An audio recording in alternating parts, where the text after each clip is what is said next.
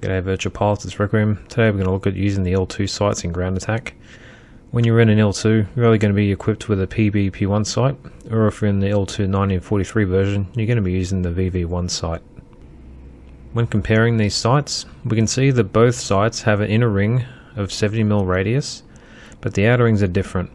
In the PBP-1, the outer ring is 105mm and the VV-1 is 140mm. By overlaying these sights together, we can see how the mil markings on the PBP-1 are absent on the VV-1. This helps give the VV-1 a cleaner look and simplifies ranging of targets.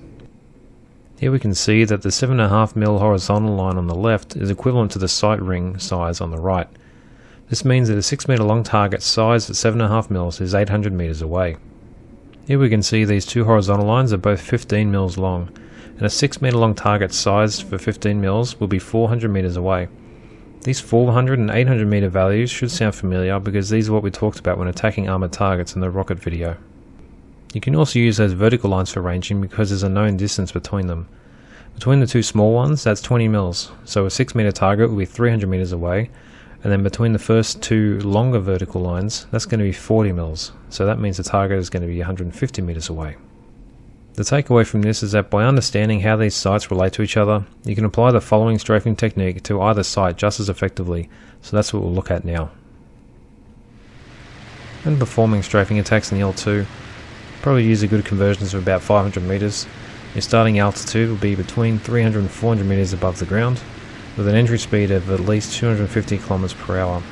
We'll place the sight on the target in a 15 to 20 degree dive. Then we'll fire at the target inside of about 800 meters and we'll cover by 25 meters with an exit speed of over 400 kilometers per hour. This gives you the option of either weaving and extending away or climbing depending on the AA defense. Alright, here we are again, attacking that area we know from the rocket attack and the bombing video. This time we're established at about 400 meters of altitude above the ground, and we've got our power settings set to about 1100 millimeters of mercury with 2050 RPM. I'm going to be shooting at the anti-aircraft defences first, and then we'll work on the armoured targets. So there's the first AA defence down there. Continue flying towards it until we get close enough so we can begin a dive, and that'll be between 15 and 20 degrees. So we smoothly pitch the nose down and put the sight on the target. Just as it starts filling out that circle, I'll start firing, destroy the target, and then we pull off. Because this wasn't a hard target, I could just get away with using the machine guns to destroy it. After we pull off, there's a couple of machine gun posts off to the left, so it's going to continue weaving a little bit and gain some distance to avoid getting shot at. And once I have enough distance, I'm going to level it off and use the extra airspeed we've got to bring it up into a climb. I'm going to get back up to about 400 meters above the ground, and we should be back at that entry speed of 250 kilometers per hour as well. So we'll pitch it around to the left and try and get a look at where those machine gun posts are. And because I made this wider left turn, I'm offset a little bit, so I'm going to have to continue turning left and then come back to the right in order to attack these two machine gun posts, so this way they're both in line and I can attack one after the other. So here I'm just going to get back onto a flight path that's going to let me attack them in a line. So both those posts are down there on the right. And we'll start rolling in. So we get ourselves established in the right direction. Start pitching the nose down, putting the gun sight on the first machine gun. I'm going to start firing when I think I'm inside of about 800 meters. Move on to the next target and fire, and then we pull off. Don't necessarily have to destroy these. As we can see, as we hit these machine gun nests, their guys will run away, and that means they're going to be inactive. Now there's only one AA defense left, so I'm not worried about it. So I'm just going to bring it up into a climb and get back up to my initial altitude before turning back around and attacking this last anti-aircraft defense. This AA defense is just on the outside of a tree line near us, so I'm going to skip forward in time until we get around and lined up on this attack. So as we shift out to the right, you can see it just down there. It's pretty hard to see. As it goes under the nose, we'll pitch down, get our dive going. Now on this attack I'm going to use the cannons. So once I've estimated inside of about 800 meters, I'm going to fire. This is a single shot, we take it out. These are the 37mm cannons, which are very effective, but you have a limited amount of ammunition when using them. Now with the anti-aircraft defense being down, it's going to be much easier to make continual passes. So we've initiated our climb to get back up to about 400 meters above the ground. That'll slow us back to the entry speed of 250 kilometers per hour. We're going to do a nice gentle turn back towards the target area. This way it helps assure we keep ourselves above 250 kilometers per hour for the entry. Now we're going to start attacking those armoured targets, so from here we're going to begin using the cannons.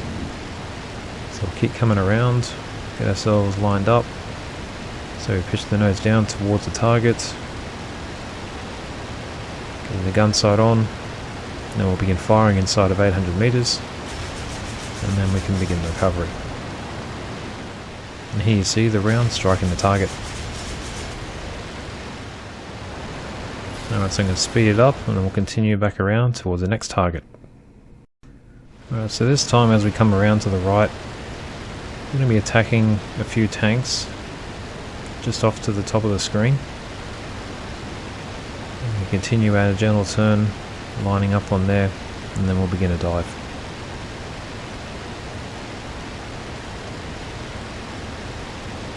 So target's under the nose, we'll pitch down. Put our gun sight on our desired target. And we'll start firing when we're inside of the range. And then we pull off. When attacking the armoured targets, you're not necessarily going to see them explode. But what you do want to see is all those rounds hitting. When you're doing these climb outs and turns after attacking a target and there's no AA defense, it's almost like doing a lazy 8 in a way. Because we're taking that airspeed we've gained in the dive and we're converting it back into altitude, and then once we're back up at altitude during our turn, we'll use that altitude to come back down and convert it back into airspeed for our attack. So we pick our next target, line up on it, get the gun sight on, begin firing, and then we can pull off. Now ideally you're going to be attacking armoured targets from the rear or from the side. Attacking from the front isn't going to quite do as much damage. So as you can see, it takes a little bit of time to set yourself up with the right altitude and airspeed between passes. But that's important because that way you end up being able to make continuous attacks instead of trying to rush them. So if you are trying to rush them, you'll end up making one good attack, and then in your rush to turn around you're going to have to bleed off some energy. So you'll end up at a lower altitude, which means you're going to have less to convert into airspeed. Then if you rush another attack after that, you're probably not going to have enough altitude to make an effective attack at all. Alright, coming back to our targets. Rolling over, pitching down. So we're putting our sight on the target. Firing. Get some hits and we pull off. So by being patient with enough altitude and airspeed, you're giving yourself plenty of time to align on the target and get some good rounds on them. So if you are being patient and taking your time with these passes and setting up correctly, when you work in a group of multiple IL-2s, you'll end up being always attacking the target continuously, and it helps you have a bit more situational awareness of what's going on around you. This will help avoid mid-air collisions as well as detecting other enemy airplanes. So we'll continue bringing it around to the left. Get ourselves lined up on the next tank target. Going to be a little bit more aggressive, pitching down this time. Going to get myself lined up. Begin firing. Get some hits on the side of the target and we pull off. So by now I think you have a good idea of how to set up your attack initially and using that energy to flow through into your next one. So we'll skip these portions and we'll go straight to the shooting at the remaining targets. Here we're attacking the locomotive on a train. That's a relatively big target, so we just put in the sight and fire. Then we'll initiate our recovery and swing around for the next target.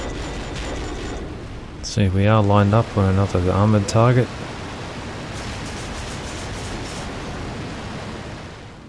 By now there's not many 37mm rounds left, so I'm going to finish by attacking a car. After running out of cannons, all you got left are the machine guns. You can use these to protect yourself against enemy airplanes or continue attacking softer targets. That completes the tutorial for ground strafing the L2. Remember, you can use this technique with the other gun sight as well. You just have to know the sight pictures we talked about earlier. Let me know if you enjoyed this video with a like button or a comment. Don't forget to be a subscriber, that way you can see these new videos when they're released.